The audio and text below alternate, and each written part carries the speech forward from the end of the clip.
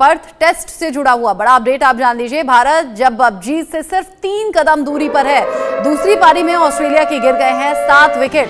नीतीश रेड्डी को मिला है टेस्ट करियर का पहला विकेट। ये अपने आप में ऐतिहासिक पल उनके लिए रहा।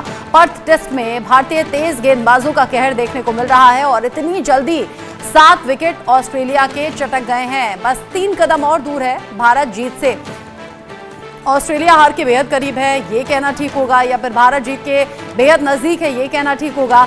अलग अलग जो भारतीय टीम के फैंस हैं वो अंदाजा लगा रहे हैं और अब जीत की उस पल को जल्द ही अपने पास आते हुए देखना चाहते हैं।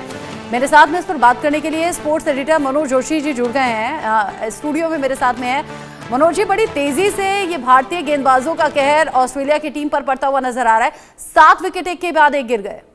जी हाँ, बिल्कुल। पहले कमाल दिखाया मोहम्मद सिराज ने, 2 विकेट चटकाए और उसके बाद बुमराह और नीतीश रेड्डी ने भारत की बल्ले बल्ले कर दी।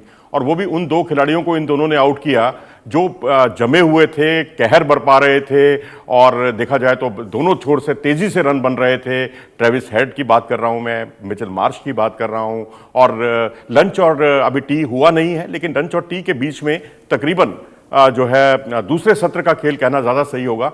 दूसरे सत्र में बहुत तेजी से रन बने हैं, 5 रन प्रति ओवर की गति से रन बने हैं और इन दोनों खिलाड़ियों का आउट होना बहुत ज़रूरी था।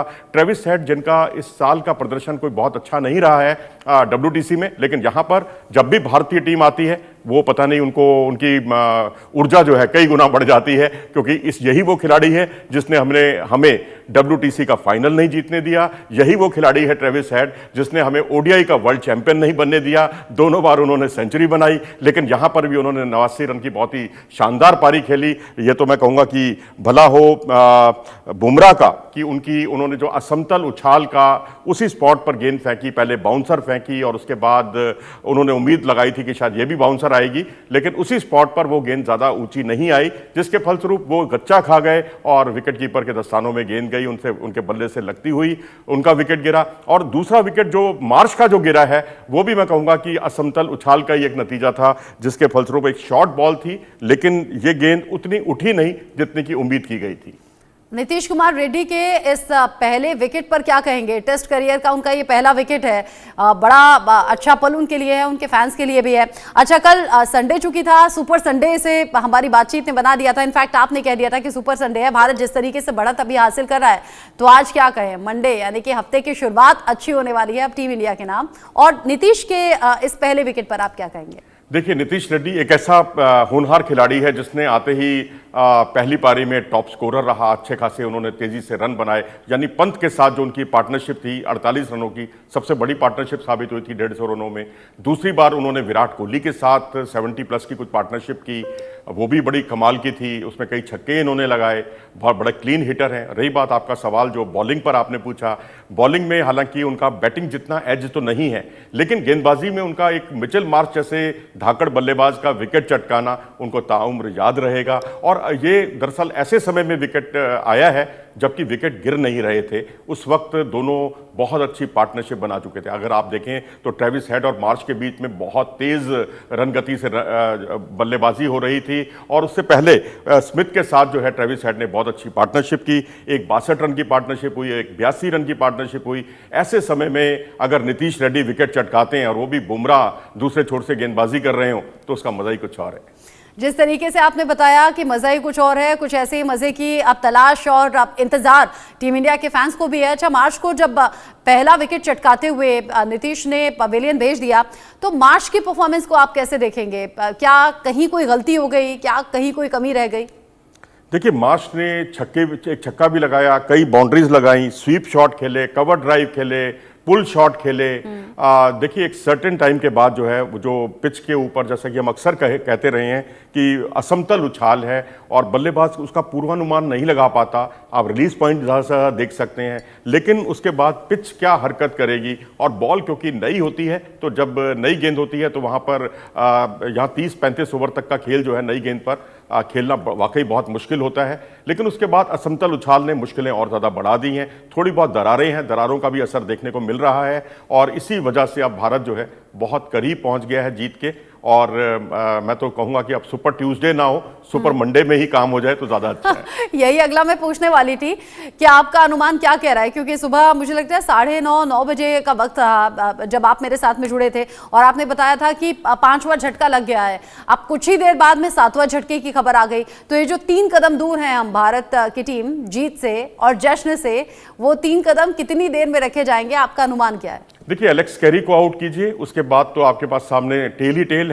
और एलेक्स कैरी जिनके नाम टेस्ट क्रिकेट में सेंचुरी भी है और स्वीप शॉट स्पिनर्स पर बहुत ज़्यादा खेलते हैं, फंसते भी बहुत हैं। तो अब क्योंकि गेंद थोड़ी पुरानी भी हो गई है, तो मेरे ख्याल से वाशिंगटन सुंदर को अब नियमित तौर पर ज़्यादा से ज़्यादा गेंदबाजी देनी चाहिए। उनकी गेंदों में उछाल भी है और जो असमतल उछाल का जो स्पॉट्स हैं, जो रफ एरियाज हैं, उसका वो बहुत अच्छा इस्तेमाल कर सकते हैं। तो मेरे ख्याल से एक तरफ से तेज गेंदबाजी आक्रमण और दूसरे छोर से आप स्पिनर को लाएं तो मेरे ख्याल से ज़्यादा अच्छा रहेगा और आपको जल्दी विकेट चटकाने में मदद मिलेगी। और जो हम सोच रहे हैं कि सुपर मंडे, मुझे लगता है चाय के दौरान ही हमारा सबका सुपर मंडे बन जाए तो उससे अच्छी बात नहीं हो सकती। कल जब सुपर संडे की बात हो रही थी और आप कह रहे थे शानदार ये बढ़त है, मुझे लगता है 400 प्लस रन की बढ़त थी उस वक्त भारत को। हम जब मैच के दौरान मेंटली और साइकोलॉजिकली स्थिति की बात करते हैं तो क्या ऑस्ट्रेलिया जैसी टीम भी उससे जूझेगी या जूझ रही होगी, जो एक के बाद एक अपना नुकसान कर बैठी 7 विकेट खोने के तौर पर? यानी भारत की बढ़त ने क्या ऑस्ट्रेलिया को साइकोलॉजिकली भी कमजोर कर दिया होगा क्या? जी हाँ, बिल्कुल। पहली पारी की 46 रन की बढ़त और ओवरऑल जो है 534 रन अगर आपको जीतने के लिए चाहिए हो तो बहुत, मैं कहता हूँ मनोवैज्ञानिक तौर पर उसका इतना ज़्यादा इम्पैक्ट पड़ता है कि अगर आप कोई सेंचुरी भी बना लें तो वो सेंचुरी भी काफ़ी नहीं है। यहाँ कम से कम 3 सेंचुरी आपको चाहिए और चौथे दिन का खेल है, यहाँ खेलना इतना आसान नहीं है। और सामने जब बुमराह का आतंक हो, कहर हो, सिराज जो है जिनको थोड़ा अंडर एस्टिमेट कर रहे थे मेरे ख्याल से ऑस्ट्रेलियंस, वो जो है वो असरदार साबित हुए। लेकिन यहाँ एक बात मैं ज़रूर कहना चाहूँगा कि जो पॉजिटिव इंटेंट आज ऑस्ट्रेलिया ने दिखाया है वो काबिले तारीफ है, क्योंकि आप एक तरफ से नियमित अंतराल से विकेट गिरे, 4 विकेट गिरे, उसके बावजूद 5 रन प्रति ओवर की गति से लंच के बाद बल्लेबाजी करना, ये पॉजिटिव इंटेंट को दिखाता है। लेकिन कल जो नेगेटिव इंटेंट उनकी तरफ से दिखाई दी, उसकी पूर्व टेस्ट खिलाड़ी एडम गिलक्रिस्ट ने बहुत आलोचना की थी कि ऑस्ट्रेलिया अगर इस तरह से, ऑस्ट्रेलिया जैसी टीम जो दुनिया की टॉप टीमों में जिसका शुमार होता हो, वो नेगेटिव हथकंडे अपनाने लगे, जिस तरह से लेग साइड के बाहर गेंदबाजी लेबुशेन लगातार कर रहे थे, वो शॉर्ट पिट 93% उनकी डिलीवरीज शॉर्ट पिट डिलीवरी थी, बाउंसर्स थी, बाहर की तरफ जा रही थी। क्योंकि अब वनडे और T20 में तो जरा सी भी गेंद बाहर होती है लेग स्टंप के, उसको वाइड करार दिया जाता है, लेकिन टेस्ट में ऐसा नहीं होता। और ये नेगेटिव रणनीति थी उनकी, मुझे लगता है उससे अब उन्होंने पॉजिटिव इंटेंट को अपनाया है। तो अब मैं समझता हूं कि ये बहुत अच्छा साइन है। अब तो रोहित शर्मा भी वहां पहुंच गए हैं। और आपके सवाल से अलग हटकर मैं एक चीज़ आपको सूचना अपने दर्शकों तक पहुंचा दूं कि अब वो आज वो नेट पर प्रैक्टिस करते हुए देखें, क्योंकि अगला मैच पिंक बॉल टेस्ट है, बिल्कुल आपकी वेशभूषा आपकी ड्रेस की तरह।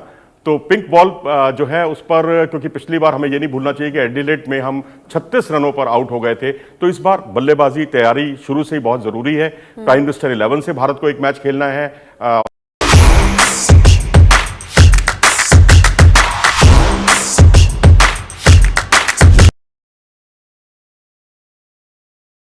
पिछली हार का बदला लेने का।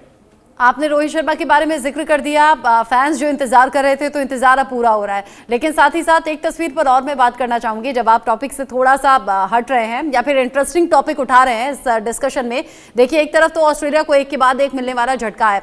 कल जिस तरीके से टीम इंडिया ने परफॉर्म किया उसकी चर्चा शाम को रात को सोशल मीडिया पर खूब होने लगी। उसमें एक तस्वीर मुझे बड़ी अच्छी लगी, जब विराट कोहली की सेंचुरी होती है और वो अनुष्का शर्मा की तरफ वो देखते हैं और अनुष्का शर्मा की तरफ देखते हुए वही प्यार भरा अंदाज, वही फ्लाइंग किस, वही बल्ले से उनकी तरफ देखना, और दोनों का जो प्यार भरा बॉन्ड था वो सोशल मीडिया पर बड़ा चर्चा का विषय बना रहा। लोग 2014-2024 की पिक्चर्स को अब एक साथ में अपलोड कर रहे हैं, कह रहे हैं बॉन्डिंग बड़ी अच्छी है। तो जो कल हम बात कर रहे थे कि पर्सनल लाइफ में अगर कोई खिलाड़ी खुश है तो वो मैदान पर नजर आता है, वो विराट कोहली के लिए भी हम सोचे समझे।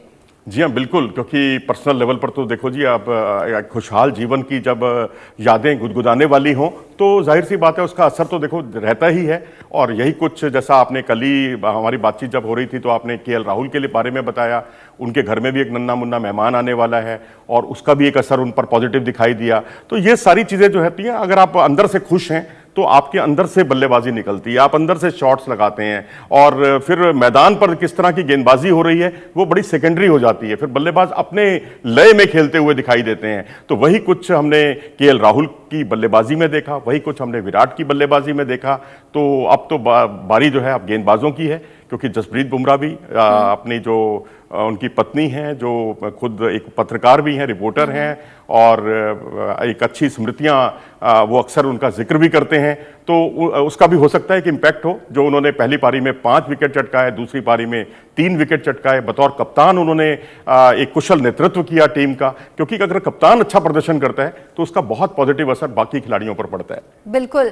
और साथ ही साथ विराट कोहली के इस मैच को देखने के लिए जब अनुष्का पहुंची थी तो बेटा अकाय कोहली उनके साथ में मौजूद था और लोग बड़ा दोनों पिक्चर्स को जोड़कर देख रहे हैं कि विराट कोहली बचपन में कैसे दिखते थे, अकाय कोहली कैसे, और कह रहे हैं लोग बड़े हूबहू एकदम सेम रिफ्लेक्शन बेटे में नजर आ रहा है विराट कोहली का। इस पर हम बात करते, लेकिन अभी वक्त की कमी है। मनोज जी बहुत शुक्रिया आपका।